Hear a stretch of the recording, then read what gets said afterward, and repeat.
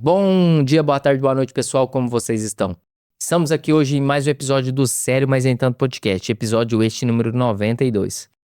E hoje vamos falar sobre gestão de obras e projetos nesse meio da construção civil, da engenharia civil. Porque no fim das contas não importa se é uma reforma simples ou se é uma construção de grande porte. O que realmente determina o sucesso no final é a capacidade de entregar qualidade, cumprir prazos e respeitar custos. E tudo isso sem o estresse do cliente, ou pelo menos com o mínimo de estresse possível do cliente final. E para falarmos sobre esse assunto, hoje estamos com ele, engenheiro civil formado pela Universidade de Uberaba. 8 anos de experiência no mercado de gerenciamento. Participou ativamente de mais de 40 mil metros quadrados de obra entre projetos residenciais, comerciais e industriais. Está à frente da Garcia Gestão e Planejamento de Obras, empresa especializada em obras exigentes e de alta performance. Desenvolveu métodos próprios que garantem que qualquer obra siga seus 3 pilares principais: custo, prazo e qualidade. Além de tudo isso, é um entusiasta do desenvolvimento pessoal e do empreendedorismo, usando esses princípios para fortalecer ainda mais sua metodologia de gestão. Seja muito bem-vindo ao Sério Mas Nem Tanto Podcast, Vitor Garcia. Muito obrigado, Wesley. Te agradeço muito por esse convite aqui. Estou lisonjeado e doido para pôr para fora essa metodologia aí que a gente criou. Muito prazer, pessoal. Eu sou Vitor Garcia, como o Wesley disse, né, engenheiro formado pela Universidade de Uberaba, e comecei desde sempre, me formei e já tinha o sonho de ter a minha empresa. Então, a curiosidade é que eu como estagiário, sim, mas desde que me formei, eu já procurei me especializar e ir direto para a área do empreendedorismo, onde eu construí a minha empresa e, lógico, com muitos desafios, né? Então, comecei muito novo ali e aí descobri o método de gestão, fui criando o meu próprio método de gestão e aí a gente foi... Eu fui construindo tijolinho por tijolinho, né? na construção, e hoje a gente trabalha dentro de condomínios, fazendo casas de alto padrão e médio padrão. A gente trabalha dentro da indústria, fazendo uma engenharia consultiva, que é uma engenharia bem diferente aí, né? Que não é diferente para a indústria, mas para quem é de fora nem sabe que talvez exista esse ramo. E também construindo galpões comerciais para empresários, que é onde eu consigo mais me familiarizar, e a gente tem tido muito sucesso com esse nosso método de gestão. Quando você falou assim, não, fico feliz em chegar aqui, não vejo a hora, eu pensei, pronto, agora ele vai falar, não vejo a hora de quebrar uma parede aqui e começar uma reforma. Mas, Vitor, eu gostaria de saber por você contou um pouco aqui sobre, eu acho que a sua trajetória do meio e final, mas eu gostaria de saber por você, bem no início mesmo, de onde que surgiu esse seu despertar para construção, para engenharia civil? Veio a partir de referências, veio de berço, veio de ambientes? De onde que veio esse seu propósito voltado para essa parte de gestão e construção civil? Legal você me perguntar isso, eu vou falar. Em 2013, eu estava prestes a me formar no ensino médio e algum professor me falou, cara, você tem que fazer engenharia porque você se dá bem nessa área de exatas. Aí eu pesquisei, engenharia, o que é isso? Isso dá dinheiro? E fui, como a maioria, e assim, não adianta negar, a maioria das pessoas escolhe o curso porque, isso aqui, escutou alguém dizer que aquilo, isso dá dinheiro, você vai ter um futuro, você vai ser engenheiro. E aí, para minha surpresa, não é fácil não. E aí, a gente tem que galgar um caminho muito maior. E aí, foi quando em 2014 eu ingressei na faculdade, e ali fui aprendendo sobre a teoria.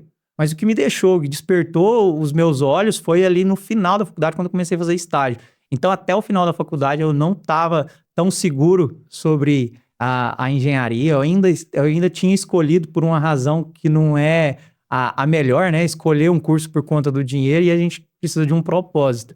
E foi ali quando eu comecei a fazer um estágio, e aí eu entendi o que era realmente a engenharia e a gestão de projetos, porque a gestão de projetos ela está inteiramente ligada a o desenvolvimento de pessoas. Então, a gente tem que fazer gestão de pessoas. E eu entendi que nem só de números, eu gostava mesmo de gestão de pessoas.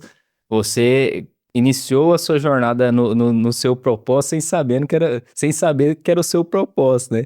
E no final deu tudo certo. E Vitor, assim, agora para começar sobre essa parte de gestão em si, eu já gostaria de trazer uma pergunta, uma batata quente para você aqui agora, para começar. Quais são os principais erros que acontecem nessa parte de gestão e da construção de obra civil? Já quero começar com os erros inicialmente.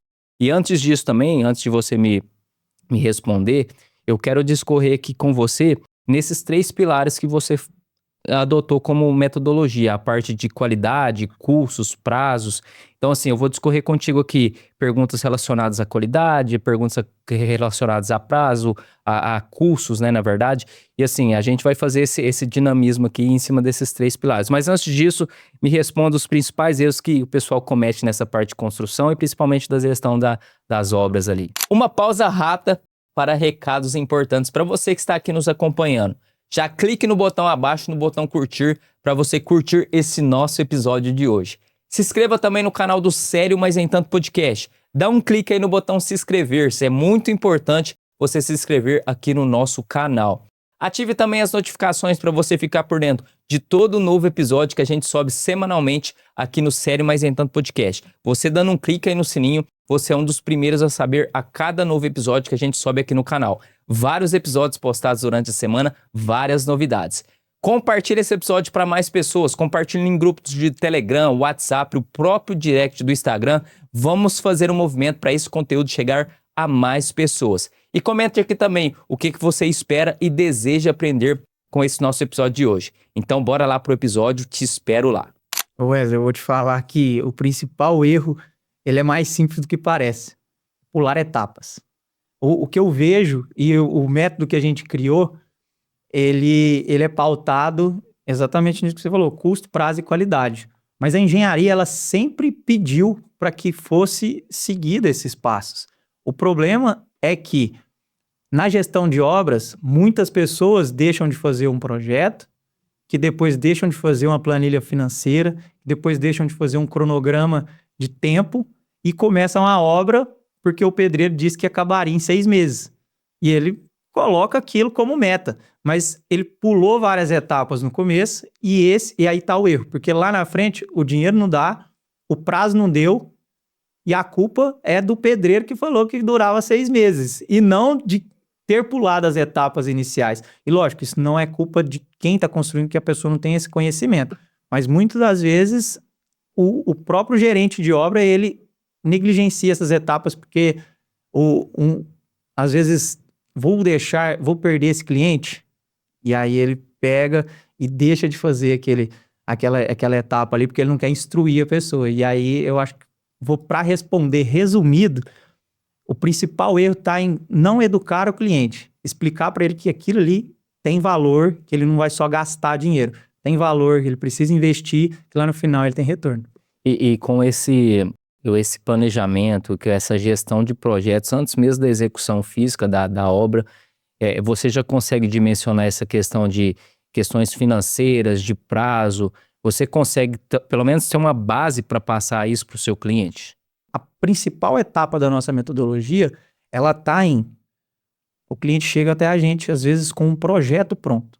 E aí a gente tem que explicar para ele que o projeto pronto não é o suficiente. O projeto pronto, ele serve para legalizar a obra, mediante prefeitura, caixa econômica, se for uma obra financiada, mas que ele tem uma outra etapa de planejamento para ser cumprida ainda, que é a planilha financeira, que vai dar uma exatidão para ele muito próximo. Claro que a gente não consegue adivinhar a correção da inflação, a perda que vai acontecer na obra, mas a gente consegue encurtar esse caminho, encurtar essas porcentagens de perda. Então a gente faz uma planilha financeira, essa planilha financeira ela vem bem exata. No segundo momento, a gente estuda essa planilha financeira com o cliente para entender se aquilo cabe no bolso dele, para ele não começar a obra sem aquele capital. Sim. Se ele tem como buscar aquele capital. E o melhor, É que se ele não tem como buscar aquele capital, se aquele capital não cabe no bolso dele, a gente tem a metodologia de reestruturar, fazer uma reengenharia e adequar o projeto ao que ele espera. E aí sim a gente vai para o outro passo, que é o do prazo, que é onde a gente estipula o prazo, e aí a gente tem custo e prazo bem definido antes de começar a obra. Essa é uma das premissas para a gente fazer a obra. A gente não... Hoje eu vou dizer assim, vou dizer com essas palavras, a gente não aceita cliente que ele não quer fazer o orçamento e o cronograma antes da obra começar. Porque isso recai no nosso colo depois, infelizmente. Entendi. E pelo que você falou, então, já chega cliente até vocês que meio que já tá com... Meio não, já tá com o projeto ali em mãos para vocês fazerem o acompanhamento e execução. Isso acontece também? Que já tá com o projeto teórico ali, chega até vocês, não, o meu projeto tá aqui, agora eu quero o acompanhamento e execução. Em cima disso, todos os projetos são válidos, todos os projetos são corretos, são feitos de forma corretas, tem diferenças de projetos, tem projetos que não são tão válidos assim, não trazem informações certas. Como é que esses projetos num contexto geral? Aí tá um ponto. E eu acredito que para todas as profissões tem essa questão, né? Tem quem faz com qualidade, segue, arrisca o que precisa ser seguido, e tem pessoas que não têm a técnica suficiente e acabam negociando esse serviço. Então, sim, chega até a gente projetos. Esses projetos, eles passam primeiramente por um arquiteto, e esse arquiteto vai projetar o ambiente daquele cliente.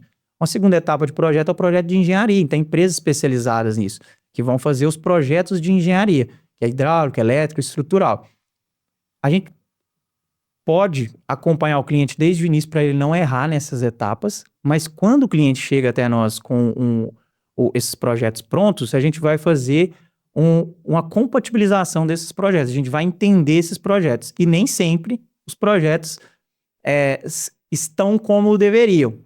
Porque a gente pega, às vezes, um projeto, um exemplo muito claro, às vezes é uma fundação, que é o alicerce da casa, do prédio, enfim, subdimensionada ou com uma quantidade de aço e concreto ali muito acima. Então, ou ele vai jogar o dinheiro fora, ou ele vai jogar o dinheiro fora, ou ele vai prejudicar a obra dele, deixando ali com trincas depois. Sim.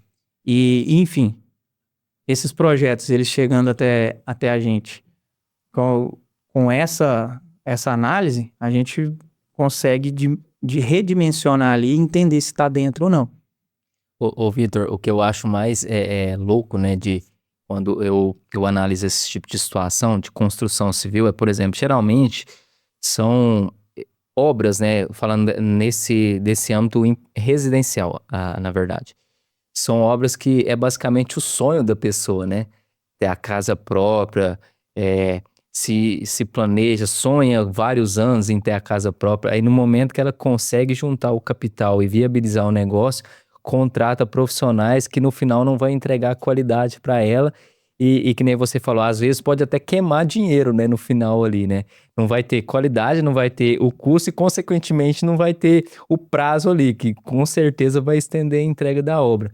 Então, assim, é mais difícil, de fato, executar e fazer a gestão da obra ou prestar essa consultoria e trazer esse conhecimento para a pessoa que desconhece essa parte de gestão de obra, o cliente no final ali. Dependendo da pessoa, o mais difícil é convencer que o serviço de gestão ele não é um gasto. Ele, em média, a gente tem ali uma economia de 18% dentro das obras que a gente está. E a gente não cobra isso. Então, a gente tem que explicar para o cliente, você vai me contratar, eu vou pôr dinheiro no seu bolso. Parece, contraintuitivo. Sim. E aí, o mais difícil é convencer ele disso, né? Porque parece assim, cara, você está me vendendo um sonho. Todo mundo fala que obra dá errado. Todo mundo fala que obra foge do prazo, foge do custo. Você está me falando que vai fazer ela dentro disso e ainda vai sobrar dinheiro? Olha, se você quiser seguir os padrões que a gente estabelece de não pular etapas, muito provável isso vai acontecer. Porque as métricas do que o mercado te oferece que dão errado, não é porque deu tão errado assim. Às vezes é porque você não buscou informação antes. E aí a dificuldade maior, ela tá nesse ponto. E aí eu gosto de fazer uma comparação muito interessante, cara, que é com o casamento. Construir uma casa é como se fosse o casamento. Construir independente, a loja, a casa, o galpão, você faz de tudo para dar tudo certo ali naquele grande dia.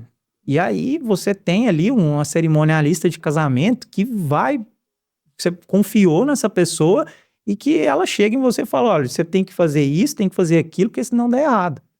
E aí as pessoas, pro casamento, eu vejo que as pessoas ficam cegas e saem fazendo e no final para ter aquele grande dia. Mas na casa, parece que as pessoas falam, não vou fazer esse não. Esse aqui também não. Mas e se eu pegar o meu primo ali, pôr ele para fazer um desenho aqui, eu não preciso do projetista. Se eu, não vou fazer planilha financeira não, porque... E no final, você põe o dinheiro da sua vida ali e assumindo um risco gigantesco de frustração. Então tem muita gente traumatizada com obra. E aí essa pessoa depois passa a comprar uma casa pronta no segundo momento. Às vezes ele faz a obra de uma vez, depois ele fala, cara, na minha próxima casa eu vou comprar pronta porque eu não quero passar por isso aqui nunca mais. Só que quem faz casa para vender tem que ter lucro, né? Sim. E essa pessoa coloca de 35% a 40% ali em cima. Então uma casa de R$1 milhão, vai pôr 400 mil na mão de outra pessoa por um trauma que ela não deveria ter.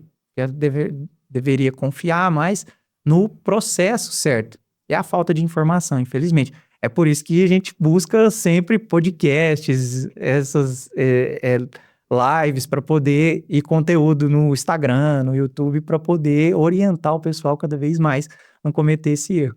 E quando a gente analisa nessa parte de negócio mesmo, como tudo, até voltado para essa parte financeira, se a gente for comparar, né, a construção da compra da casa pronta ou do imóvel pronto, essa aí é bem mais vantajoso você construir uma casa, né, se tratando da questão financeira, se você de fato contratar pessoas que façam e entreguem qualidade ali na ponta. E assim, né, outra analogia que é bem bacana da gente dar também, ô Vitor, é a questão da pessoa que cuida mais do carro do que da própria saúde, entendeu? Investe dinheiro ali, gasta dinheiro com manutenção, troca de pneus, troca de óleo do carro e não vai no médico ali fazer uma consulta rotineira de... É verdade. A gente pode comparar dessa forma. E Vitor, agora esses pilares aqui, eu consigo ter a qualidade, a parte de prazo e a parte do custo, porque assim, né, se a gente for analisar de forma bem assim, lógica, para eu ter qualidade, talvez eu vou ter que estourar o meu orçamento. Talvez eu estourando o orçamento, talvez eu vou estourar também o prazo. Ou se eu for ter um prazo, talvez eu não vou ter tanta qualidade. Eu consigo unir as três coisas. Quero sinceridade aqui, eu consigo unir as três coisas. Eu costumo dizer que são 3 carros e na via só cabe 2. Então, a partir do momento que eu precisar de qualidade e custo, eu vou ter que deixar o prazo um pouquinho no acostamento. Por quê? Se eu quero qualidade e eu quero achar alguém que faça mais em conta, eu vou ter que ter o cuidado de fazer devagar. Da mesma forma, se eu quero rapidez e custo, eu tenho que deixar a qualidade de lado. Porque eu não vou conseguir alguém que faça o serviço para amanhã, que me entregue em uma semana, que cobre barato e ainda seja o melhor do mercado. Porque esse seria os melhores o melhor dos mundos, né? Mas sim, quem tem qualidade não tem tempo que você quer, não vai fazer no seu tempo, infelizmente.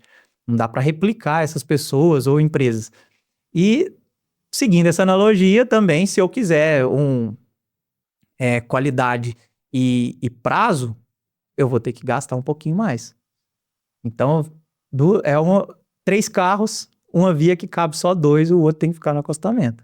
E lá contigo, o que, que o pessoal hoje prioriza mais? É a parte de qualidade, prazo, aliás, qualidade de prazo e não tão custo, ou a parte de custo, prazo e não tão qualidade? O que, que o pessoal, ou é uma mescla de tudo? O que, que eles priorizam mais lá contigo hoje? Olha, é bem mesclado, mas a gente divide em perfis de pessoas. Antes da obra começar, a gente tem um ritual, né? De perguntar para o cliente o que ele entende como sucesso no dia que a obra acabar. Sucesso do nosso serviço. E ali, nessa pergunta-chave, a gente gosta que ele explique. E muitos vão.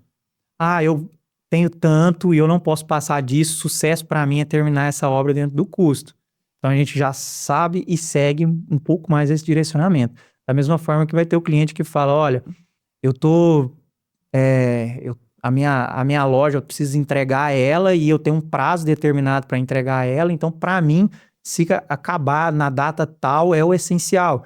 Então, essa pessoa ela já vai seguir mais ali pro padrão de prazo.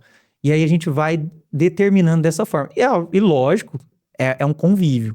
Tem obras de 2 anos e meio, tem casas de nível de detalhe que ela vai ficar 2 anos e meio construindo, 2 anos. E a gente tem esse nível de construção. E é um relacionamento com esse cliente. Então, pode acontecer, no começo, ele ser uma pessoa que está prezando pelo custo, no meio ele já fala, não, peraí, na parte do acabamento não é custo mais não. Sim. Na parte do concreto era custo, na parte do acabamento não. E aí a gente tem que ir mesclando isso. Mas os principais padrões. O empresário que está fazendo a loja dele, está fazendo um galpão para alugar, ele precisa lucrar naquilo. Aquilo é investimento. Então, ele vai prezar muito pelo lucro, pela rapidez, porque ele precisa pular ali para dentro. E a qualidade vai ficar um pouquinho de lado. Mas quando eu falo qualidade, o nosso lema é qualidade no topo do processo. Se me aparece um cliente desse, eu vou estragar o meu lema? Não. É porque tudo tem um limite. O limite da qualidade eu não vou desrespeitar a norma, eu não vou desrespeitar os padrões de qualidade, eu não vou desrespeitar a estética que foi pensada pelo arquiteto que fez aquele projeto, simplesmente para obedecer um custo. Mas, dentro do possível, eu posso muito bem sair de um revestimento de R$150 o metro quadrado para um de R$80 o metro quadrado, que no final vai ter o mesmo, vai perder um pouquinho na qualidade, mas eu vou conseguir economizar para o meu cliente. Então, o empresário tem esse ponto. Se a gente for para a residência, aí vai depender do tipo do cliente. Mas prazo sempre fica para depois. Por quê? Não, aquele revestimento que eu gostei demais na internet são 60 dias para chegar, Vitor. Não tem problema, não. A gente vai fazendo outras coisas aqui. Se for uma loja, cara, isso é inegociável. Já aconteceu, cara, a banheira em tal lugar, eu comprei na internet, gostei demais, mas é 2 meses para chegar. Deixa o banheiro parado aqui, vai fazendo as outras coisas. Então, o prazo, ele sempre vai ficando para depois. E o interessante é deixar o cliente ciente que ele que tá fazendo isso. Porque senão chega lá no final, e ele vai falar, cara, você me prometeu no prazo. Mas é que, às vezes, o prazo, ele tem que participar do processo. Ele participando do processo, a gente vai colocando cada pecinha no seu lugar. Lembra não, quando a banheira, vai atrasar um pouquinho a obra, tá tudo bem? E eu acho que o que falta é isso, é humanizar o processo. É muita gente mostrando resultado, planilha, e deixando de atender o cliente, que é a pessoa que paga para ter esse serviço. Então, cara, você entendeu o que vai atrasar um pouquinho? Entendi. Ao invés de deixar chegar lá no final, a hora que atrasar, falar, foi culpa sua, que você não pediu a banheira. E aí, são esses os padrões, né? É humanizar e ter transparência também, né, Vitor? E assim, a partir do momento que o profissional tem esse controle também de planejamento, se tratando de prazos, se torna fácil chegar pro cliente e falar, ó, atrasamos por isso, você estava ciente, entendeu? E assim, né, as questões que você discorreu sobre os tempos de obras, eu entendi que a parte comercial É literalmente a pessoa visando o fluxo de caixa, né? Ela ter ali a entrega o mais rápido que ela conseguir, para assim ela conseguir viabilizar um negócio dela ali na ponta, se tratando de um ponto comercial. E como você mencionou, não é que é 880, né? Ou vai ter muita qualidade ou não vai ter nada de qualidade. Não, é o meio termo que você acha como ali para entregar, né? A sua obra no final ali com boa qualidade em cima da expectativa e o alinhamento feito com o cliente no final. Agora, essa questão da residência que tem prazos mais longos, né? Porque a pessoa não se importa tanto assim se comparado com o comercial nessa parte de prazos de entrega mesmo de mercadoria. Foi bom você falar porque talvez a pessoa nesse ano que iniciou a obra está num cenário de vida financeira mesmo, daqui 1 ano, 2 anos está em outro cenário totalmente diferente. Talvez o cara, sei lá, trabalhe em uma empresa e subiu de cargo, talvez ele tenha um negócio próprio e alavancou o negócio próprio dele, tá lucrando e tendo um faturamento maior, né, de 1 ano para cá, e assim, aí tem que rever drasticamente o planejamento da obra, né? E o planejamento, ele tá ali para ser modificado mesmo. Para quem faz planejamento e não acompanha com o realizado, o planejamento, ele é uma mudança constante. E encontra mesmo essas situações. Encontra situações de empresas que... Outro exemplo real. A empresa, um galpão de 1.800 metros quadrados e um administrativo. A obra toda andando em conjunto, para terminar tudo no mesmo prazo.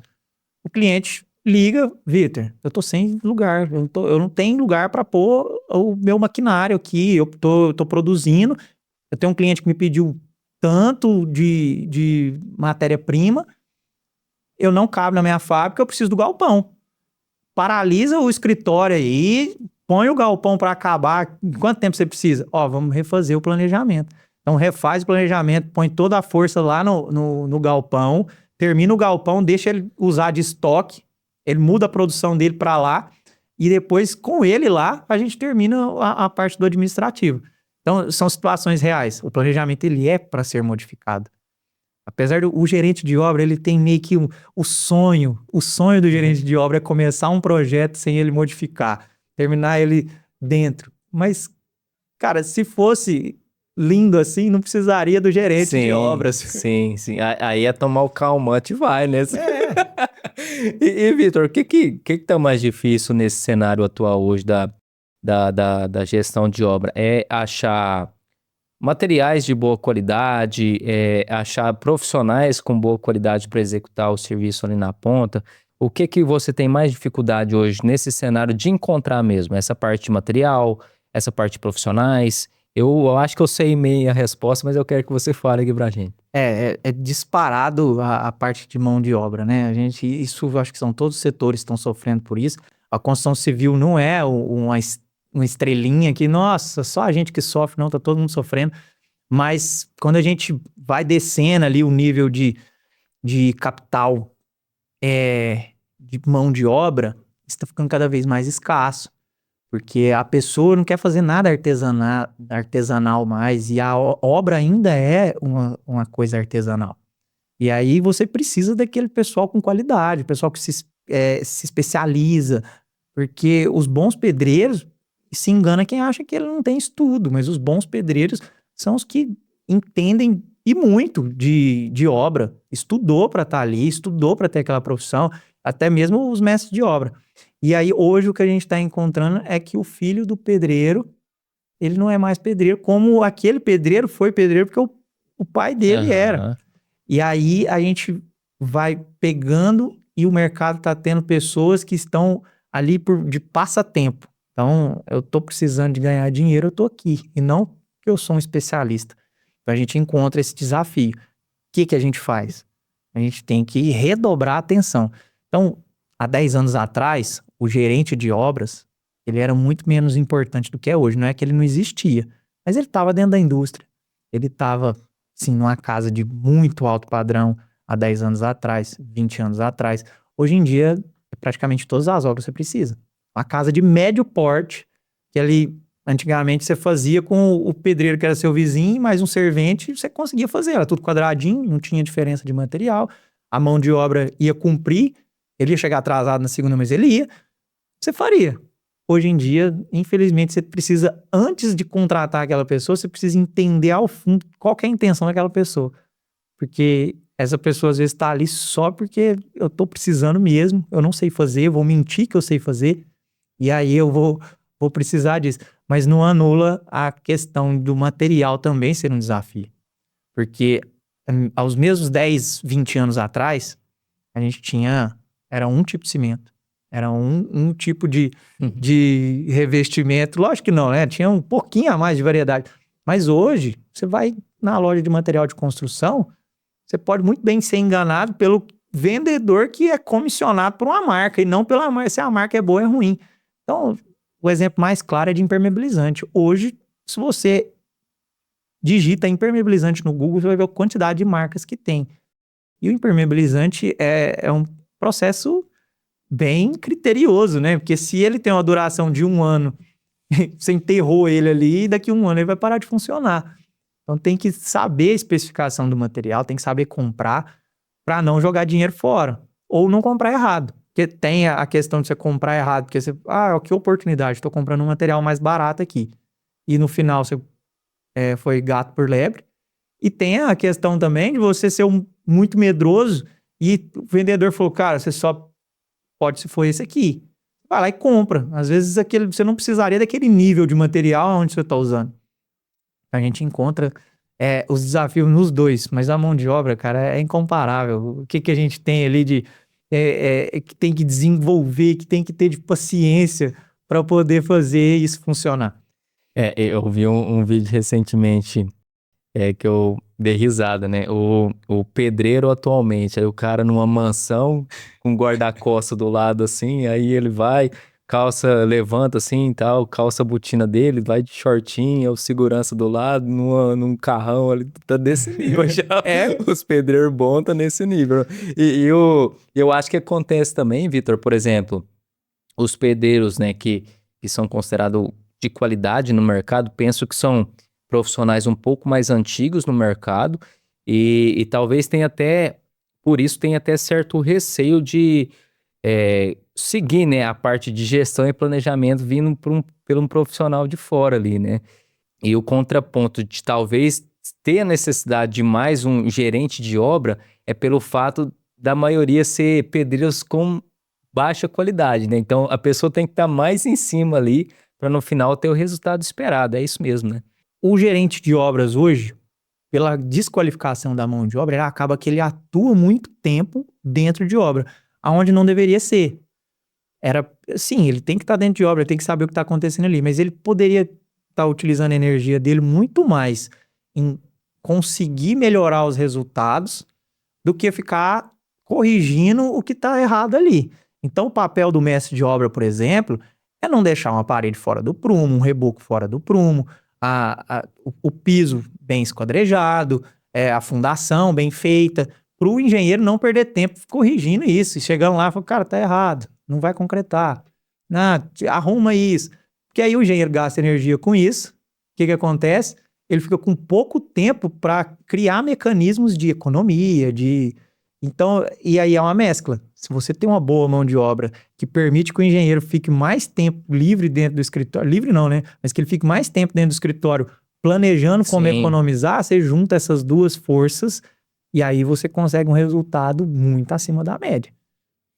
Porque tem a parte operacional da coisa e a parte estratégica e de gestão do negócio, né? É o que o engenheiro fica fazendo muito operacional que não deveria ser. É uma mão de obra cara para você utilizar, para você contratar alguém ruim e falar, cara, você é caro, fica corrigindo esse cara para mim. Pelo contrário, sua mão de obra é cara, usa a cabeça dela, ao invés de usar o tempo dela, ficar indo lá na obra. E Vitor, hoje o que mais desperta você como profissional nessa questão de linhas de gestão? É a parte residencial, a parte industrial, a parte comercial? Eu sei que o que chegar para ti na sua empresa, você não vai descartar, né? Vai prestar serviço para qualquer cenário ali. Mas hoje, se fosse para você escolher qual você preferiria, que mais te desperta interesse nessa parte de gestão? Olha, essa pergunta, ela é bem interessante porque de todos esses setores, o que dá menos lucro é o residencial, porque ele dá mais trabalho e ele remunera menos.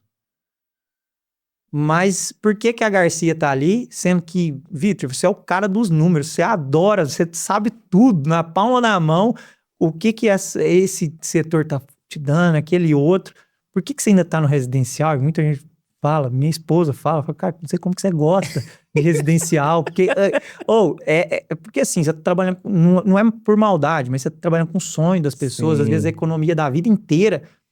Aquele cara, ele vai ser muito mais chato do que o outro que só tá construindo uma loja. Sim. E aí, cara, por que que você tá aí sendo cobrado desse tanto, sendo que se você pôr energia aqui, vai dar o mesmo resultado?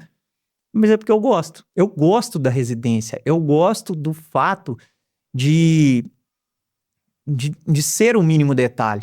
Então, eu tenho um lado meio perfeccionista. E isso faz com que, assim, às vezes o empresário ele vai me pedir, não, deixa assim mesmo. E o cliente não. A esposa vai olhar e ela fala, não, se eu ver isso aqui durante minha vida toda, eu não aguento, pede pro pedreiro arrumar. Graças a Deus. E aí eu gosto do residencial, porque os resultados, eles são mais humanos também. Entendi. Isso é muito legal. Entendi. E assim, de complexidade tem muita diferença entre uma e outra ou não? Tem. A obra residencial, ela demanda muito mais atenção, porque são detalhes. E aí, lógico que vai variar de acordo com o padrão da obra, do residencial e de uma obra comercial. Mas a obra residencial e ainda mais a de alto padrão, ela tem um nível de detalhes que, assim, a fundação, ela já começa a influenciar no seu piso. Então, às vezes você tem que criar um mecanismo na estrutura ali para ela ser um pouco mais rebaixada, porque você precisa de um contrapiso mais alto, mais grosso, mais resistente. A escada ela é revestida com madeira, ou ela é revestida com pedra, ou ela é revestida com porcelanato, ou ela é em concreto aparente. Eu vou ter que pensar no degrau da escada na hora da concretagem. Então eu não posso errar. Aonde, numa casa de médio padrão, numa obra de um galpão, eu coloco a forma e concreto. Se eu for pensar na questão da escada, se eu só concretar, e depois o degrau, se eu tenho que pôr uma madeira ali em cima, ou o degrau fica baixo demais, vai ficar alto demais. E isso vale para tudo. Então, eu tenho uma torneira. Ela vai sair da parede, ela vai sair da bancada, ou ela vai sair do piso? Porque eu já pus torneira que sai do piso. Então, ela tem todo um amparato ali. Mas, entendeu? E aí, no galpão, muito provavelmente, como a pessoa mangueira. tá pensando... Eu vou fazer o banheiro pra galera. Eu não quero que eu quero que o funcionário passe o máximo de tempo longe daquele banheiro.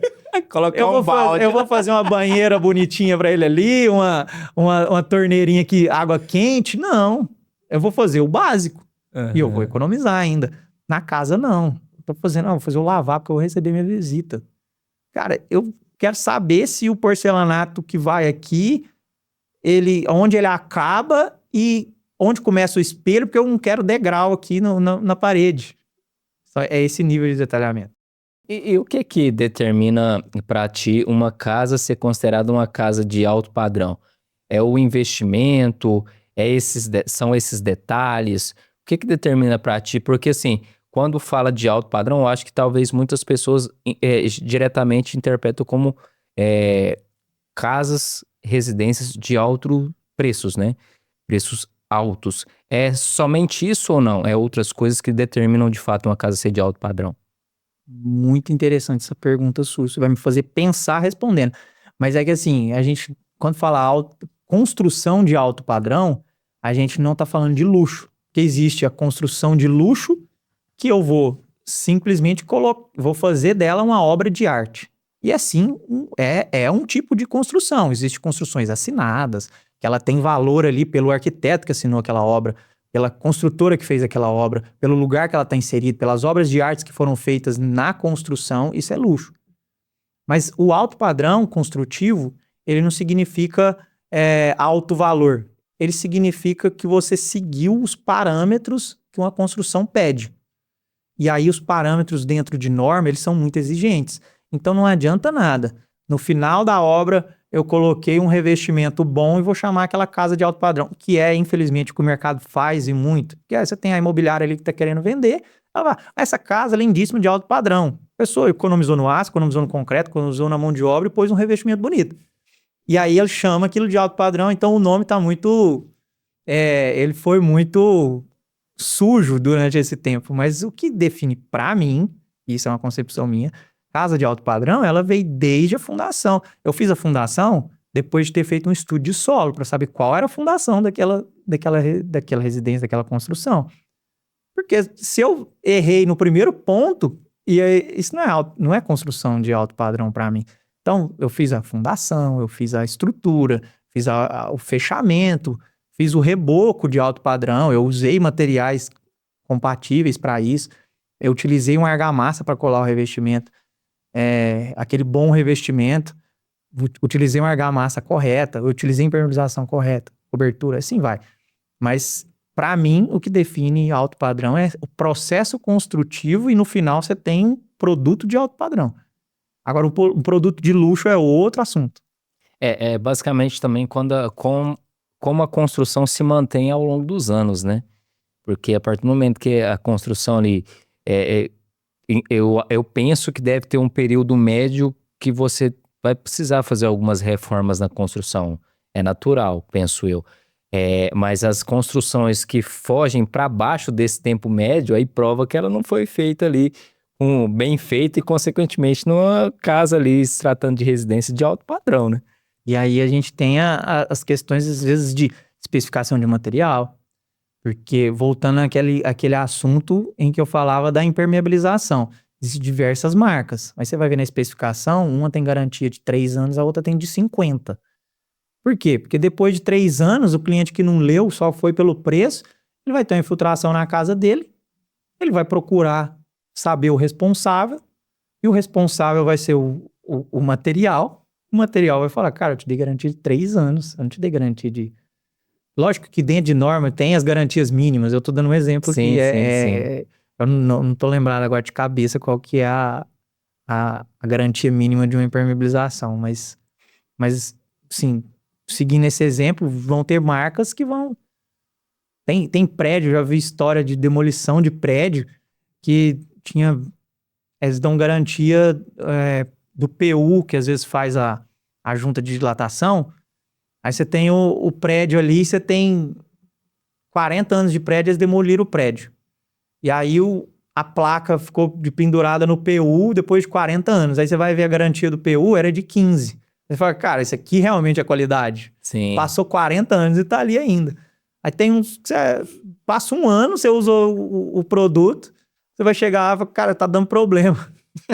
E aí você tem, entendeu? A diferença do...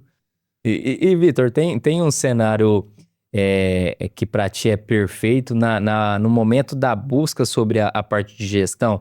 É no momento, assim, que a pessoa decide em construir e vai procurar, de fato, um gestor de obra, ou durante a construção, ou no final, que aí vai chamar para arrumar os problemas que teve ali durante. Existe um cenário perfeito para o cliente chegar lá para você e te contratar? O cenário perfeito pro cliente é que ele me chame antes de escolher o terreno. Por quê? Porque pelo know-how, a gente já começa a entender, às vezes, olhando para aquele terreno, antes dele negociar, quanto que ele vai gastar de muro de arrimo, quanto que ele, se está numa região que agrada as necessidades dele, ou se até mesmo, se a gente já fez algum imóvel ali por perto, a gente já vai saber até a característica do solo.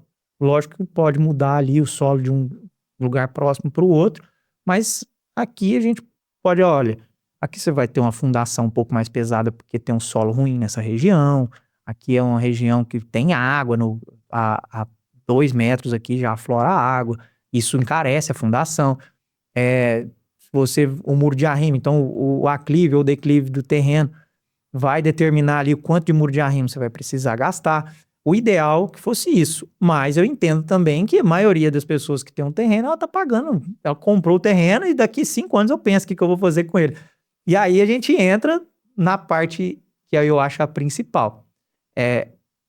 nos contratar ou pelo menos nos contactar antes de chegar até um arquiteto, para a gente conseguir ajudar e colaborar com esse arquiteto com a parte de engenharia junto com a arquitetura. A arquitetura, ela faz a parte de criação, ela faz a parte de otimização e eficiência do imóvel, ela vai entender a sua necessidade, quantos anos tem seu filho, se você toma café na cozinha, se você toma café na sala, na sala de jantar, se você faz churrasco no final de semana, quantas pessoas vai na sua casa, a arquitetura que faz isso.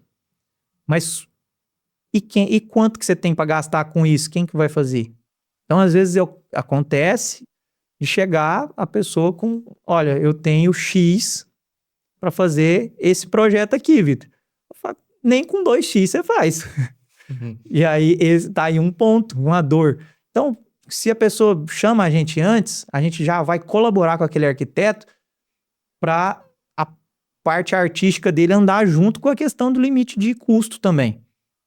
E de prazo, que às vezes a gente está falando de um imóvel comercial e isso pode ser que seja, influencie também, né? Não vir com a obra de muito tempo para quem quer uma obra de curto tempo. Esse seria o cenário ideal para a gente poder entrar. Que é 0,000%. 0,01%. É que, na verdade, esse cliente, ele vai sentar no escritório do pedreiro, depois do mestre de obra, do servente, aí depois, cara, não vai ter jeito, eu vou ter que ter um engenheiro. Aí ele chega lá, aí chega todo arrebentado, mas chega e a gente dá um banho nele, deixa ele no projeto dele no jeito e faz a obra acontecer. Mas depois de apanhar muito. E Vitor, como é que, agora te perguntando sobre essa parte de gestão, mas voltado para a parte de gestão de pessoas, dos profissionais envolvidos. Porque pelo que você está me falando aqui, pelo que eu entendi, tem vários profissionais envolvidos, desde o engenheiro, o arquiteto, o pedreiro, o servente, talvez a pessoa tenha um assessor financeiro, um sócio, se for uma empresa, um negócio. Como é que funciona essa parte de gestão de pessoas? Isso também é importante? Os profissionais envolvidos com a obra em si. Isso é tão importante que o nome dessa metodologia, que é essa engenharia consultiva que a gente trabalha, ela tem o nome de Gestão 360. Gestão 360 diz que você é o centro, você, empresa, né, gestora, é o centro, mas que várias pessoas estão vinculadas a isso e você coordena essa esfera para ela funcionar. E aí tem a parte jurídica da obra, para você recolher o INSS da obra, a parte contábil, a parte jurídica para você fazer um bom contrato.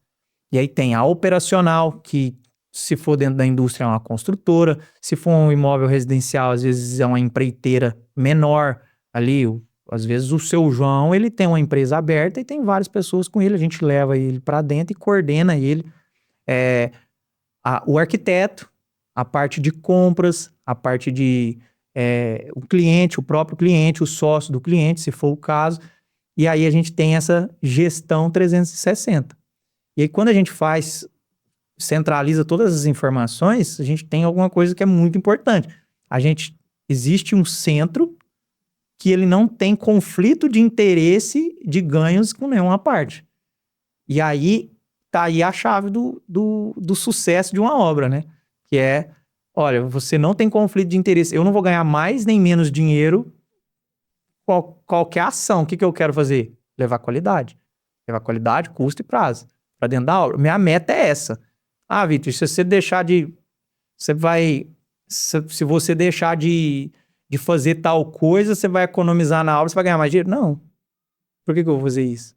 Então, vai esconder sujeira por debaixo do tapete? Não, eu não tenho vínculo com o operacional.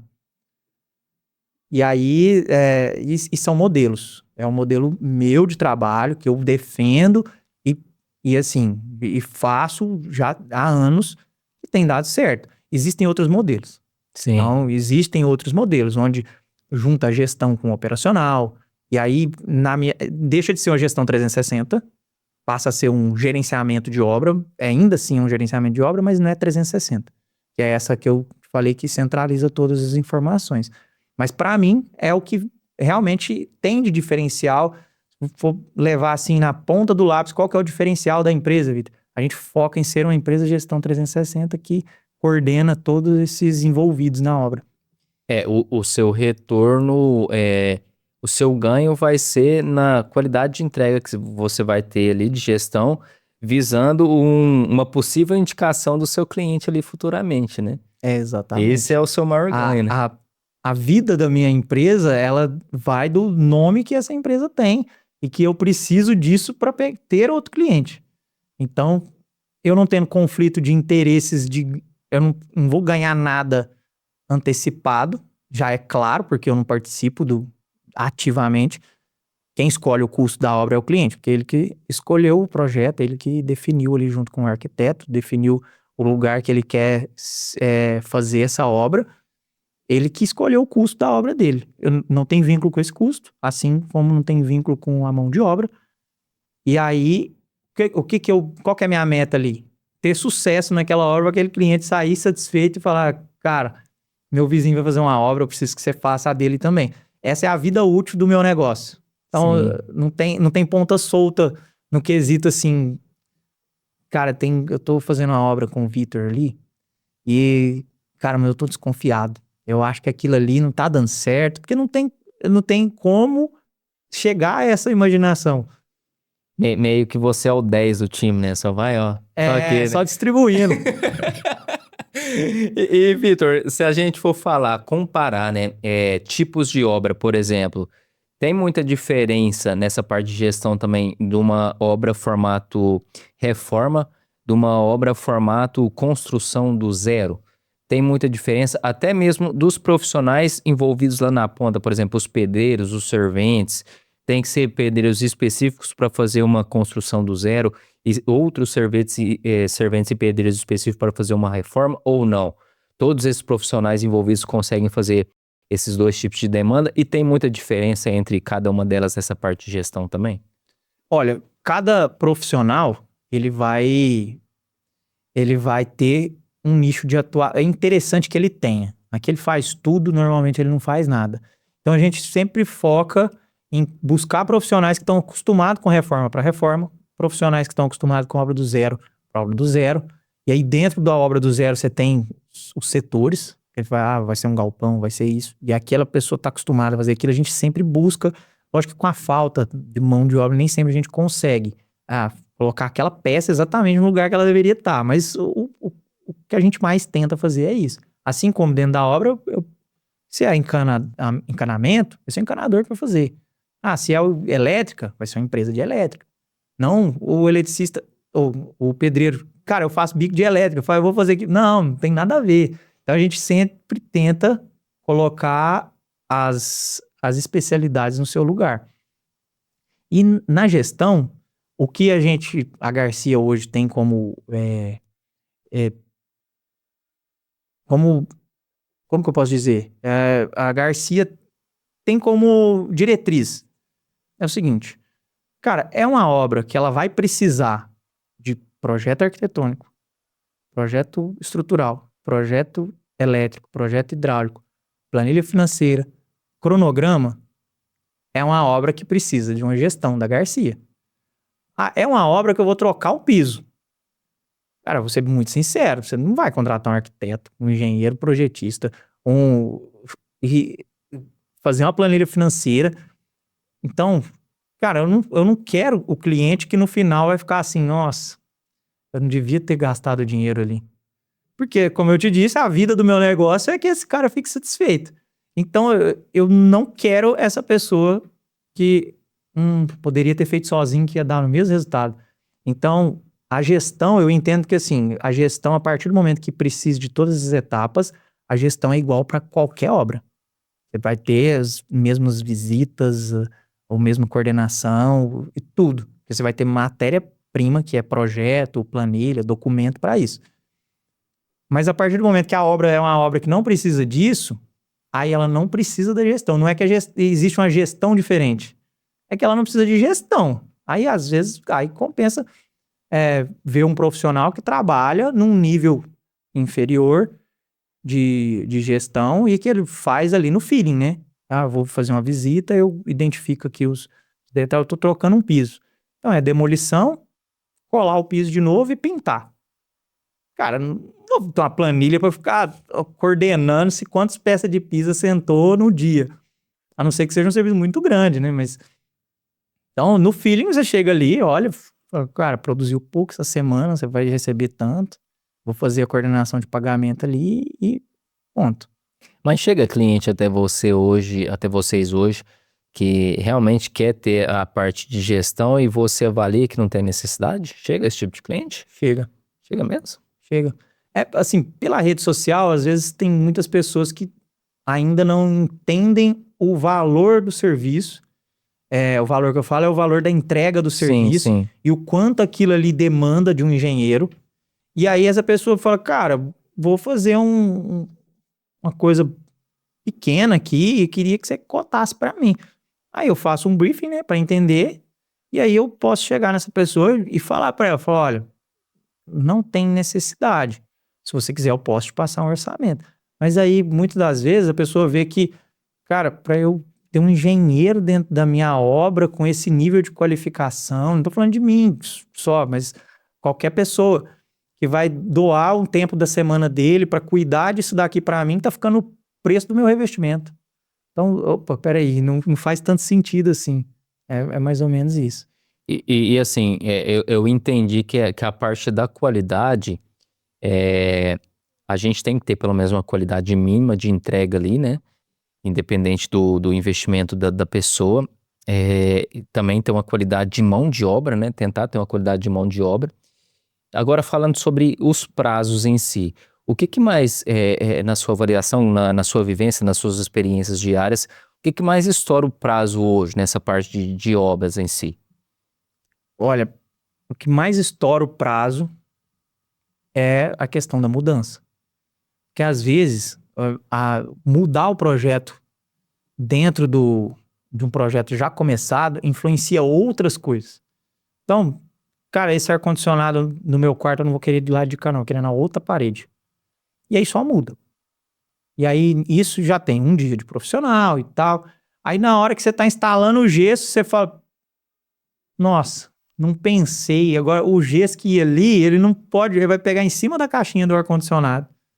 Aí você volta para trás do ar-condicionado. E aí isso gera atraso. Só que é um atraso, como que eu posso dizer? Ele é obscuro. Muitas das vezes o cliente ele não percebe que aquilo gerou atraso. Porque ele fala, cara, a obra continuou. E não... Só que o cara que tá arrumando a caixinha de ar-condicionado, ele parou de assentar alguma coisa que estava ali. Ele parou onde ele estava, parou uma limpeza de obra que seja para fazer aquilo. E aí o dia que ele foi limpar a obra, ele devia estar fazendo outra atividade. Isso acarreta muitas coisas. Então isso gera muito atraso. Mas vou te falar assim, na minha visão, o que gera mais atraso é não ter o cronograma. É assim, eu acho que é 6 meses. Aí dura 8, a obra atrasou. Às vezes ela não atrasou, às vezes ela tinha 8 meses. Só que o pedreiro falou 6, você ficou com aquele 6 na cabeça. Entendi. Isso também é um atraso. É a questão de referência, né? Aonde tá sua regra de referência ali. Se você não tem clareza, não tem planejamento, ou você pode ter uma referência muito alta ou muito baixa, né? Cara, e assim, uma coisa que é muito, que o pessoal usa muito de referência e infelizmente atrapalha muito quando a gente vai determinar um prazo de obra, é casas para venda versus casa para morar. O cara que tá fazendo a casa para venda, a esposa dele e ele não tá indo na loja e trocando, não vai ser esse, não vai ser esse. Não, espere isso chegar.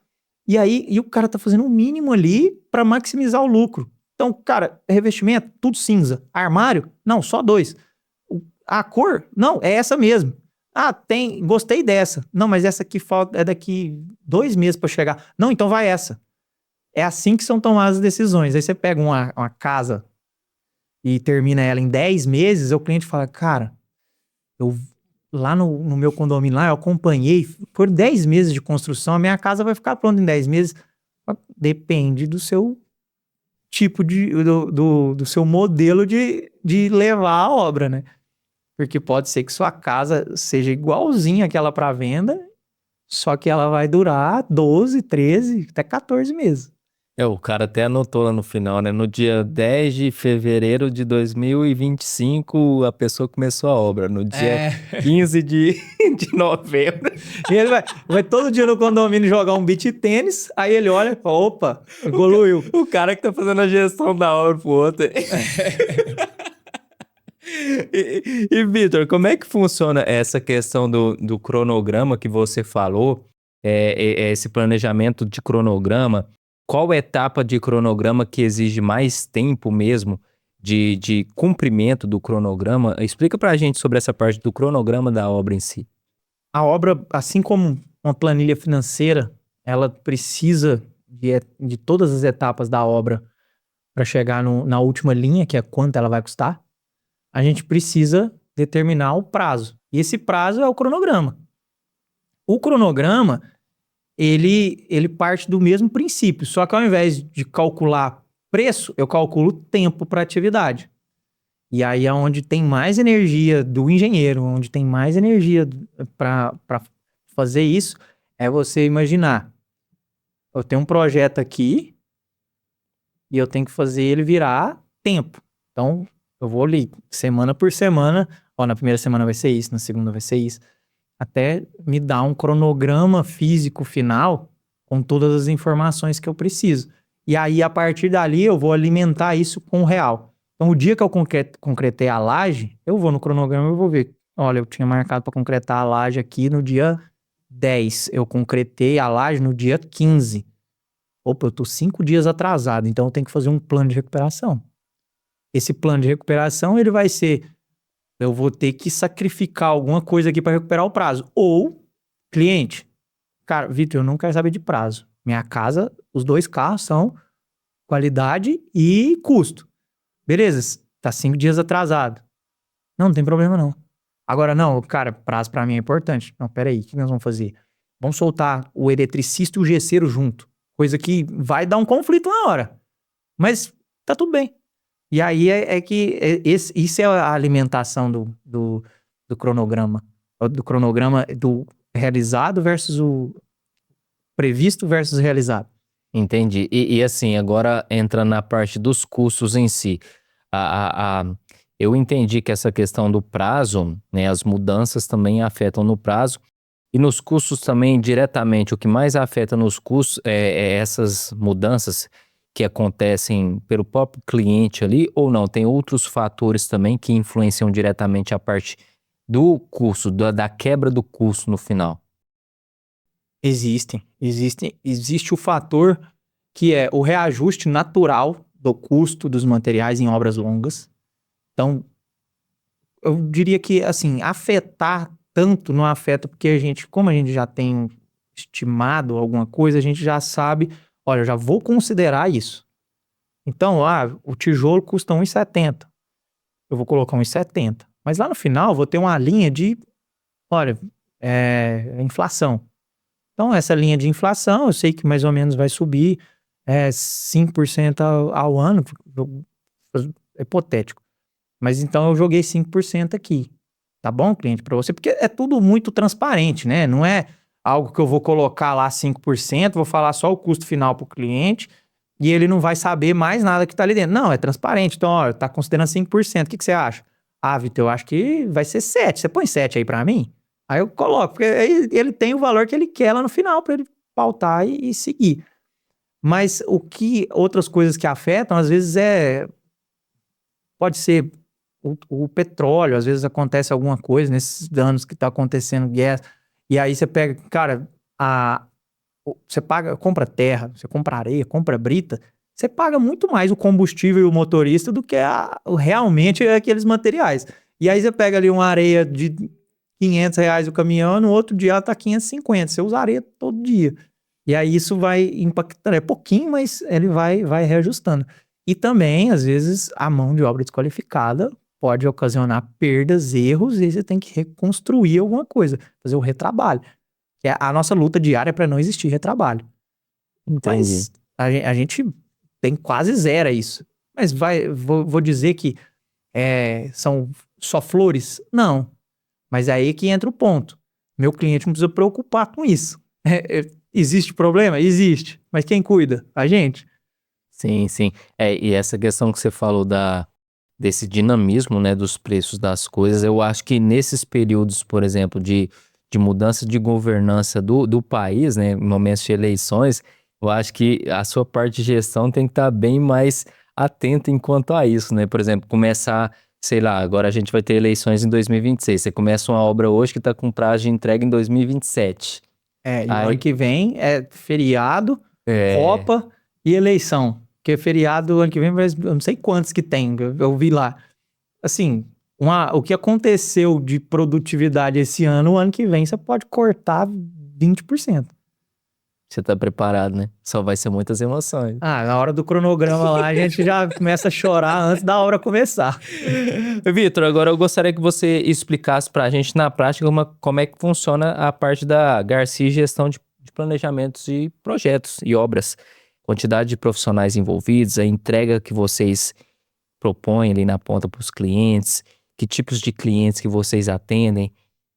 Dá um overview sobre a sua empresa aqui pra gente. Show de bola. Vende o seu peixe, agora eu quero que você venda o seu peixe. Então tá bom, é isso aí eu gosto. Olha, o que acontece? Sempre eu busquei, desde quando a Garcia era uma pessoa, era só eu busquei a solução completa. O que era o principal gargalo que eu via os clientes passarem? Cara, eu tenho um arquiteto, aí eu tenho a construtora, aí eu tenho o empreiteiro, eu tenho o cara do gesso, mas aonde que eu centralizo todas as informações? E o que a Garcia é? A solução completa. Do começo ao final, você tem dois caminhos. Olha, eu tenho como ir com alguém que trabalha com isso todo dia e vai entender e não vai me deixar errar nem jogar dinheiro fora, porque os erros são caros dentro de uma obra, a depender da obra, são muito caros. E tem como eu ir tentando sozinho, dando barrigada e tudo mais. Eu vou chegar no resultado final? Vou. Mas vai ser mais longo, vai ser mais caro e ainda vou descabelar. A Garcia partiu desse princípio. Além desse princípio, o propósito muito claro da Garcia é unir bons profissionais a bons clientes. Por que bons profissionais e bons clientes? Porque tem clientes que não são bons, porque às vezes ele quer tirar vantagem de tudo. E não faz sentido para mim uma pessoa que não quer pagar o profissional que está lá. Assim como não faz sentido para mim ter um profissional trabalhando que não está entregando o que o cliente honestamente está pagando para ele. Então, unir bons profissionais a bons clientes. Vamos lá. A Garcia, hoje, ela opera com 3 pessoas dentro do escritório, um engenheiro e eu. São 5 pessoas. E aí, essa gestão, existe compras, negociação, essa parte de planejamento, a parte de coordenação de obra, gerenciamento da obra, vivência da obra e os repasses financeiros para os clientes. Além disso, o pós-obra, vou atender aquele cliente que está com dúvida lá, acabou de entregar a obra dele.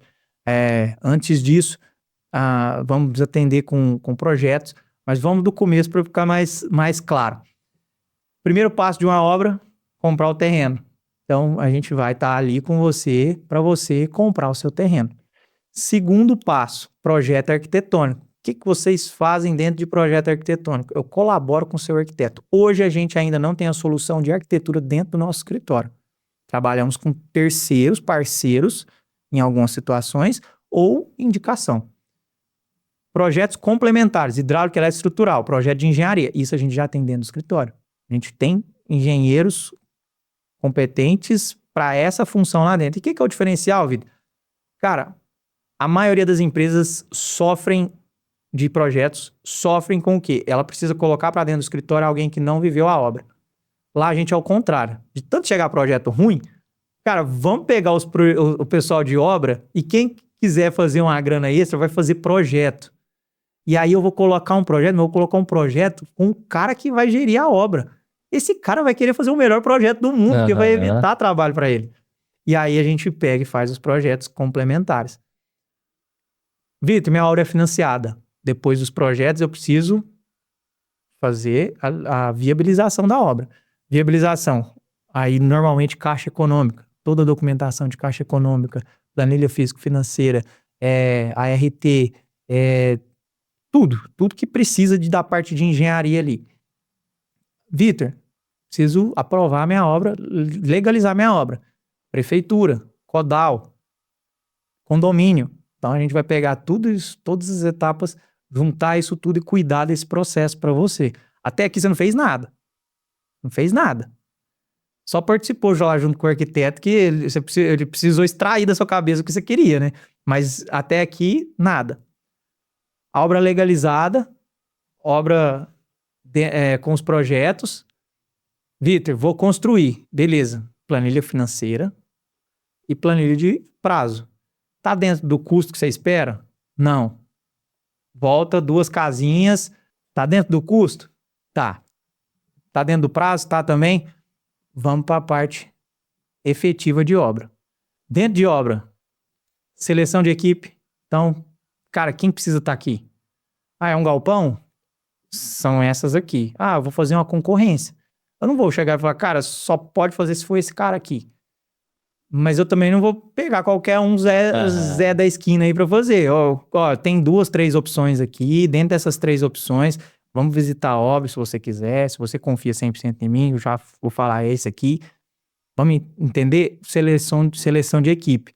Selecionou a equipe, compra de material dentro do escritório, mas é compra de material séria, com negociação. Porque não adianta nada. Ah, compra material, mas faltou cimento, liga em qualquer lugar e pede um cimento. Isso o cliente faria. Não, cara, Vitor, quantas obras você tem no momento? Ah, vamos supor, tô com 10 obras. Aí, cara, os materiais de construção, eles querem o benefício de vender pra gente. Vamos negociar um preço mais em conta? Vamos, cara, mas o desconto é do meu cliente. Ah, Vitor, vamos fazer um jeitinho aqui, vamos ganhar coisa. Não, cara, o desconto é do meu cliente, eu quero aquele cara satisfeito. E aí a gente pega, faz a compra, a negociação dentro do escritório. Então existe um setor só para isso. Dentro disso a gente já entra no nosso software de gestão. E aí a gente pega essas compras e vai lançando. E o cliente tem um portal. Nesse portal ele vai entrar lá, ele vai ter acesso à nota fiscal, foto da obra, vai ter acesso à foto desse material que ele comprou, o dia que ele tem que pagar, o boleto que ele tem que pagar. Ah, Vitor, mas eu sou aposentado, eu nem sei mexer no computador. Sexta-feira nós vamos te mandar uma planilhinha só com o Pix e o boleto que você tem que pagar. Esquece o resto. O que esse cliente fez? Ele tirou 20 minutos da sexta-feira dele para fazer a obra. E aí, o que mais você faz, Vitor? Além disso, cara, que o cliente participa, é isso. Mas por trás, eu tô fazendo plano de ação para recuperar o cronograma, eu tô gerindo aquele custo, eu tô entendendo, cara, eu botei uma telha no orçamento por R$4 a unidade. O cara daqui em Uberaba tá me cobrando 5. Eu vou extrapolar o preço. Vou ligar em São Paulo. Vou ver quanto que fica o frete, unir essas informações. Cara, conseguimos cumprir o orçamento. Muitas das vezes a gente conseguia 3,50 unidades no final. Então, opa, beleza? Vou chamar o cliente quando tiver coisa ruim. Não vou chamar quando tiver boa também. Não vou ficar contando só notícia ruim. Cara, sim, economizei. Foi R$10 mil aqui de economia aqui. Tá beleza? Não, Vitor. Bom demais. Fechou o ciclo, terminou a obra, entregamos para o cliente. E aí a gente pergunta se aquela pergunta do começo lá, o que é sucesso para você, foi concretizada. Então, o que eu gosto de falar é que é uma solução completa. Sim. Só entregar a chave no final, basicamente, para o cliente. A preço de custo. Sim. É porque, assim, uma coisa, existe a chave na mão, que é onde o cliente fala, cara, quanto custa? Custa X, eu vou te entregar a chave na sua mão. Mas ali tem risco, porcentagem de risco, porcentagem de bitributação, porque estou comprando material com nota, emitindo outra nota. Tem a porcentagem de lucro em cima de material. Agora não, aqui a gente fez tudo a preço de custo, cobramos uma taxa para fazer esse serviço para você. E muitas das vezes, se a nossa taxa de economia é 18%, a gente não cobra isso. Cobra Sim. bem menos. E aí, então, quer dizer, a gente tá fazendo tudo e ainda colocando dinheiro no bolso. E assim, para mim, falando especificamente do Wesley, talvez para outras pessoas, outros clientes, não sejam essa linha de pensamento que eu tenho. Mas nesse cenário que você me expôs aqui, de todas essas entregas que a sua empresa faz, acho que para mim um dos principais pontos é essa questão da negociar mercadoria, porque penso que grande parte das pessoas não tem esse poder de negociação, não tem nem tempo para buscar outras empresas e tentar negociar. Talvez não faz sentido eu comprar aqui localmente, comprar de outro estado, de outra cidade, vou negociar. E essa questão da documentação, eu imagino que as pessoas também jogam muito dinheiro fora, queimam muito dinheiro nessa parte de construção por causa de documentação, né não? Cara, bastante. Porque assim, a documentação a gente gosta de... O outro pilar, que sem falar de construção que tem dentro da empresa, a gente bate muito nessa tecla lá, com reuniões internas e tudo, é comodidade. Eu tenho que entregar comodidade pro meu cliente. Por quê? Porque ele tá contratando um serviço que é chato. Por que que eu vou ter que assinar o documento pra mim? Faz isso. Cara, já me dá uma procuração aqui que você me dá os direitos de assinar isso. Cara, você nem sabe o que que aconteceu dentro da prefeitura, mas tá lá. Ah, Vitor, eu quero conferir se você fez tudo certinho. Vai lá na prefeitura, vai estar tudo lá. E aí, e realmente, porque tem pessoas que às vezes vai na prefeitura, volta com o projeto. Vai na prefeitura, volta com o projeto. Aí precisa de um documento, aí não sabe quem faz, contrata um advogado, aí... E assim, e vira uma bola de neve, que a pessoa não consegue unir essas informações. E aí ela economiza mesmo, sem saber, e é um produto que não é vendido, né? Sim, sim. É assim, tá dentro da gestão, e é o corriqueiro nosso. Sim. E hoje até vocês chegam mesclado a procura ou chegam mais pessoas que buscam essa parte de construção comercial, industrial, residencial? Ou é mais mesclado ou tem um carro-chefe hoje na busca até vocês? Olha, isso é sazonal. O que que acontece? No começo do ano existe muita procura por residência, mas agora, do meio do ano para frente, já o foco industrial e comercial ele é maior. Então, eu acredito que por uma questão de fluxo de caixa, alguma coisa nesse sentido, que o pessoal, ou também porque o empresário ele tem a vida abarrotada de coisa para fazer, a hora que viu, tá no meio do ano, vai, cara, vai mais um ano, eu não construí ainda, vou colocar para frente. E o residencial é muito daquela coisa, nossa, passou esse ano, começo do ano, viu, acabou as férias escolares, aí o pessoal já começa. Olha, fiz um projeto, ou, cara, eu quero começar um projeto, e é essa sazonalidade mesmo. Nesse ponto que tá hoje, se eu for te falar, é galpão disparado. Disparado. E essa questão que você citou bem lá no comecinho, a parte da gestão em setores industriais, que você até falou que tem muitas diferenças e particularidades especificamente. O que acontece de diferente nesses setores, nesses cenários de gestão de parte industrial? Olha, a principal diferença é o recurso financeiro, né? Que ele é extremamente maior. São obras de 15 milhões a 150, 200, é infinito. E aí, essas obras não vai ter uma gestão, nem todas, algumas pode ter, mas elas vão ter uma gestão muito mais consultiva. Existe um diretor daquela unidade da indústria que ele é responsável por aquela obra. E normalmente são multinacionais. Essas multinacionais, o presidente da empresa tá fora do país, nem sabe o que tá acontecendo de direito, né? E esse diretor, ele tem uma responsabilidade gigantesca nas costas dele. Ele pode ser até um engenheiro civil, mas ele nunca mexeu com obra. Às vezes ele tá na produção. Às vezes ele tá ou ele é um engenheiro elétrico, ou ele é um engenheiro químico, ou ele é um engenheiro de produção. E aí, esse cara, ele precisa de executar esse contrato. Ah, vai chegar para mim uma máquina lá da China e eu preciso instalar ela e existe uma obra gigantesca para colocar isso no lugar. É um dos exemplos, né? E aí, beleza. E agora? Eu vou contratar uma construtora, né? Nível nacional, uma construtora que vai me entregar. Só que, cara, essa construtora ela tá me pedindo, ela vai falar assim, fiz aqui, eu vou falar, beleza. Ah, eu quero tanto de dinheiro, beleza. Eu não entendo. Se ele estiver me passando para trás. E aí a gente entra com a outra vertente, né? A gente tem situações que o engenheiro é full time, ele Sim. fica, aquela obra é dele e ele faz a engenharia consultiva ali dentro e ele vai ser os olhos do cliente. Então, medição, vai liberar tanto. Ah, a qualidade do serviço. quem fala a qualidade do serviço não é o engenheiro da empresa que tem conflito de interesse, é quem está ali olhando pelo cliente. E aí, muitas das vezes, a gente também acaba sendo o intermédio para fazer o cliente entender que aquela pessoa fez um serviço a mais. Porque às vezes o cliente, por entender, fala, cara, mas estava no orçamento. O cara não estava. E aí a gente entra num padrão de construção muito diferente, onde as normas de segurança elas são muito mais rígidas, e aí a gente precisa estar à frente disso para liberar a frente de serviço. Existe conflito entre duas empresas que às vezes estão atuando ali, que são muito grandes. O padrão de conferência de qualidade, o uso de material, que às vezes essa empresa teve uma outra obra, e aí tem 2 milhões guardados dentro do galpão de material ali, e aquela outra empresa que veio, ela quer só acabar. Então, opa, peraí, você não vai só pedir o material, não, tem um material ali, nós vamos usar ele.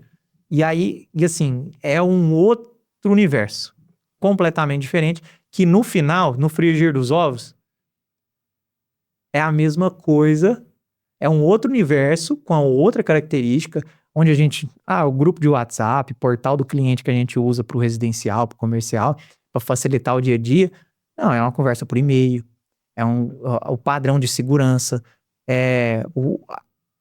levado muito mais a sério essa questão da própria segurança mesmo. E enfim, esse outro universo, ele, no final, ele sempre cara, eu sou o meio do negócio. Sim. Eu preciso, eu sou o que não tem lado, que é o que, eu sou o justo. E aí ali eu entendo de todos os assuntos e eu preciso dar a minha opinião sempre que acontece alguma coisa. Quando tem vários peixes grandes envolvidos ali, né?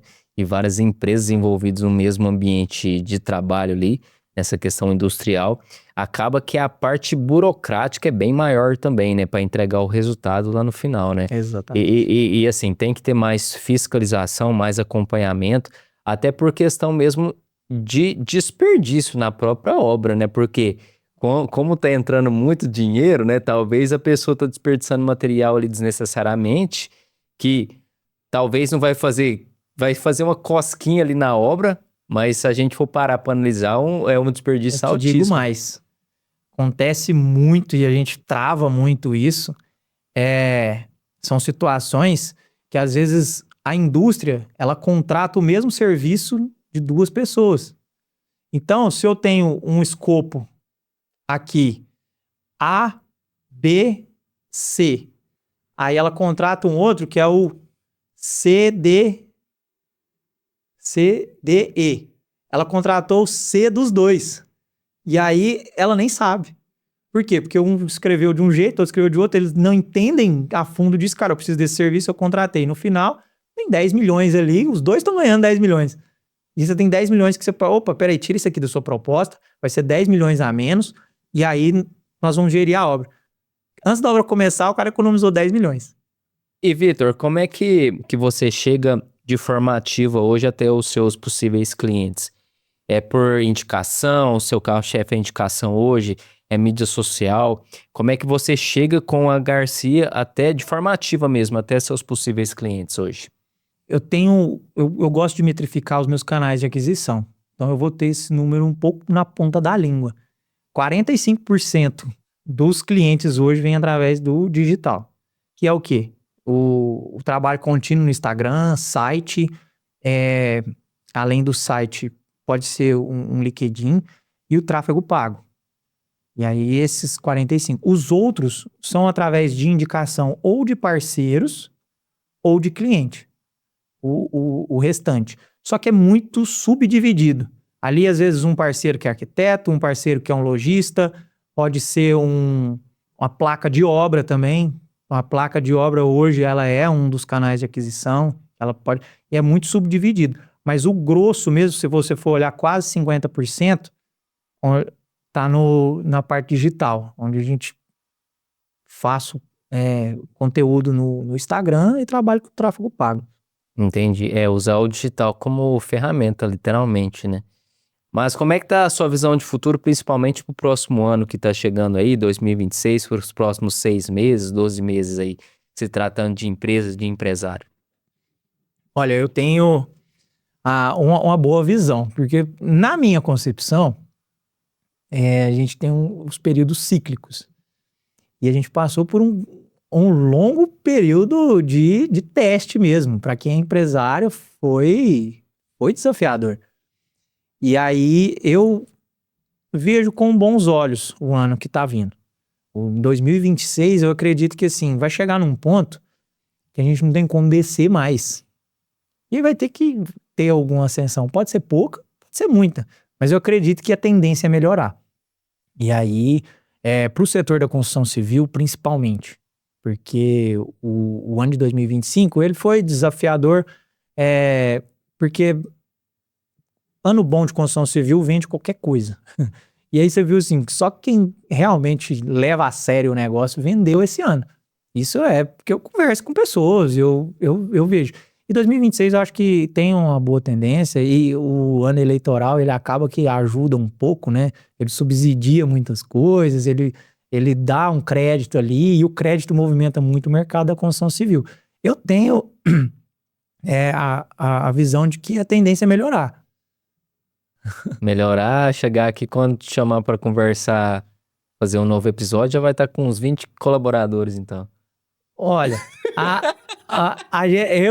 eu tenho a mentalidade de que eu quero crescer diminuindo a quantidade operacional. Entendi. Que a ideia da Garcia, ela também passa um pouco por isso. Aquele negócio, cara, como que eu faço mais com menos? Por isso que a gente investe muito em software de gestão. Então tem muita coisa hoje que a gente tem lá dentro da empresa que é, cara, pra que eu vou ter uma pessoa fazendo isso se tem um software que faz pra mim? E a ideia de, assim, cara, eu vou no caminho contrário da construtora. A construtora, ela precisa de 10 pedreiros, 10 serventes, 5 mestres de obra, aquela folha salarial gigantesca, e no final, ela não tá entregando o que o cliente quer. Cara, como que eu entrego mais pro meu cliente, tendo menos pessoas? Cara, deixa aquela pessoa... É aquele negócio, você morde menos a bolacha, mas no final todo mundo sai ganhando. E aí, assim, eu quero sim estar com mais obras, eu quero estar ter crescido, ter expandido para outros mercados que ainda tem de incorporação imobiliária, tem desenvolver melhor a empresa de projeto, quem sabe, mas sem talvez crescendo menos em pessoas. E com a inteligência artificial aí, então, né? Quem sabe a gente consegue diminuir ainda mais o número de pessoas. Mas eu fui falho também. Eu não passo a ser uma referência para você. Talvez você vai pegar uma quantidade de serviço, de demanda de serviço, que as empresas, no padrão, iria contratar 50 pessoas. Agora eu entendi. Mas aí você pegou a quantidade e tá trabalhando com 20. Entendi. E aí tem capacidade, viu? Uberaba é um lugar em plena expansão que eu acredito muito. Eu acredito muito no Uberaba. E falando um pouco sobre essa questão das tecnologias, nessa parte de gestão também. Tem muitas tecnologias que te auxiliam enquanto a gestão e como é que você vê o crescimento e a expansão dessas tecnologias também, enquanto a te ajudar, você realmente usá-las como ferramenta até para te auxiliar na entrega, questão de qualidade, prazo, até mesmo custo. Como é que está isso na parte de gestão de obras em si?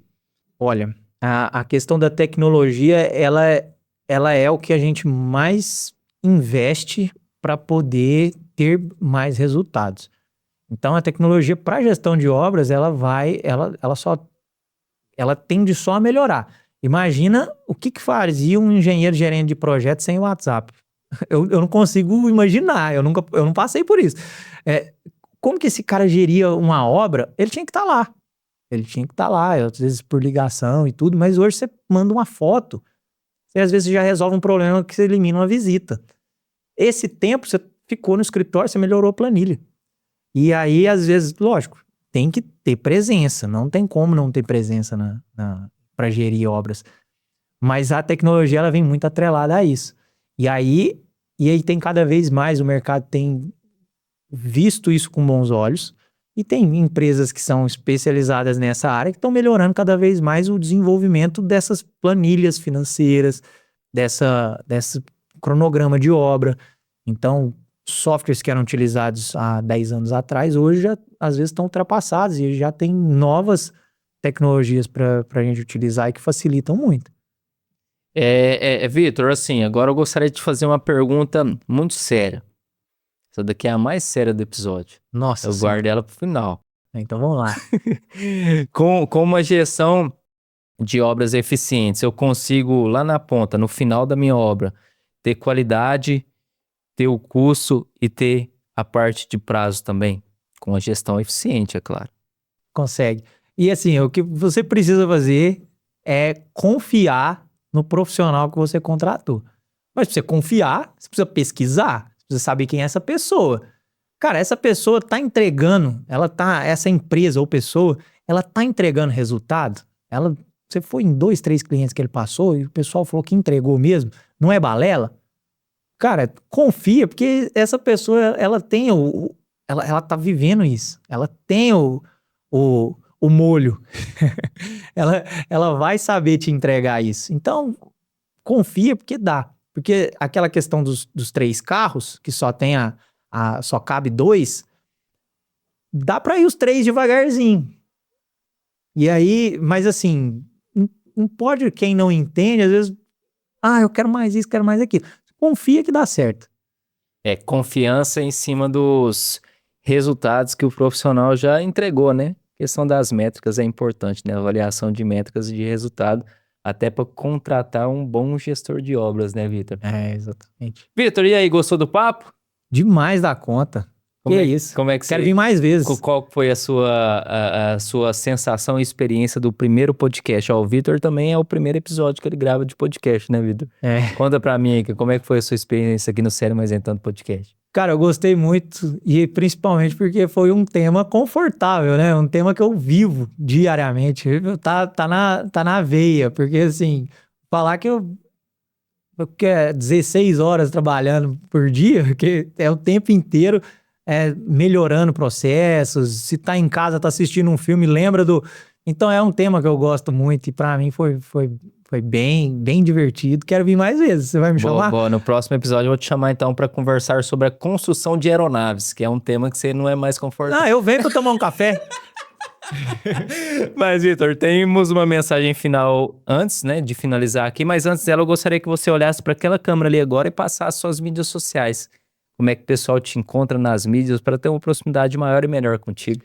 Beleza. Olha, mídias sociais, Instagram, tem o Instagram da garciagerenciamento.eng.br, o site garciagerenciamento.eng.br e o meu Instagram pessoal, que é onde eu alimento mais ali com curiosidades de obra, o dia a dia de obra, que é o vitorgarcia.eng. Boa. Todas as informações estarão presentes na descrição do nosso episódio.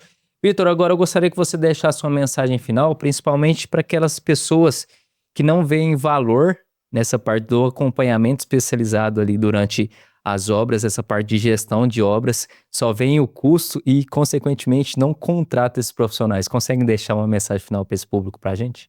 Claro. Olha, pessoal, se tiver um conselho do fundo do meu coração para poder passar para vocês, é uma jornada muito árdua para caminhar sozinho. E os erros são caros. Então, escute. Antes de iniciar uma construção, tire ali 30 dias antes e sente em diversos escritórios, pegue opiniões, estude, se você quiser estudar, né? Estude sobre o tema para você entender o valor que tem o gerenciamento de obra. Além disso tudo que a gente falou aqui, tem mais coisas. E aí, você escutar o profissional, a pessoa que tem para te passar o conhecimento, e não tentar ir de cadeira em cadeira até escutar o que você quer. Na verdade, você precisa escutar o que o profissional está querendo te falar. E não mudar de pessoas e pessoas até escutar o que você quer. Às vezes você quer encaixar um projeto dentro de um valor e não um valor dentro de um projeto. Às vezes é melhor você escutar o que é preciso do que você realmente quer. Vitor, muito obrigado por ter aceitado o convite. Com certeza, convites futuros virão para a gente fazer o 2.0, 3.0 aqui da nossa parte de gestão de obra. É um assunto que me desperta muitas curiosidades ali. Penso que o pessoal que ouve e nos escuta, aliás, ouve e nos assiste, também gera essa curiosidade e a gente consegue sanar várias questões aqui para o pessoal no final ter uma construção com excelência. Então pode ter certeza que convites futuros virão. Show de bola, conta comigo. Boa. E para você que chegou até aqui, já sabe, já clica no botão logo abaixo aí no botão curtir desse episódio gravado hoje com o Vitor. Se inscreva também no canal do Sério Mas Nem Tanto Podcast. É muito importante você se inscrever aqui no nosso canal, tá? Ative também as notificações para você ficar por dentro de todo novo episódio que a gente sobe aqui no Sério Mas Nem Tanto Podcast no YouTube. A gente está postando vários episódios durante a semana, então é muito importante você clicar no botão aí do sininho para ativar as notificações. Compartilhe também esse episódio para mais pessoas. Vamos fazer um movimento, chegar com esse conteúdo a mais pessoas. Então compartilhe em grupos de WhatsApp, Telegram, no próprio direct do Instagram. E para você que chegou até aqui, exclusivamente para você que chegou até aqui, eu gostaria que você comentasse aqui embaixo, tá? Eu vou contratar um excelente gestor de obras para que me auxilie a comprar um impermeabilizante que dura mais de 3 anos. Então comenta aqui embaixo para eu saber que você chegou até o final. Então te vejo até o próximo episódio. Fique com Deus e tchau, tchau.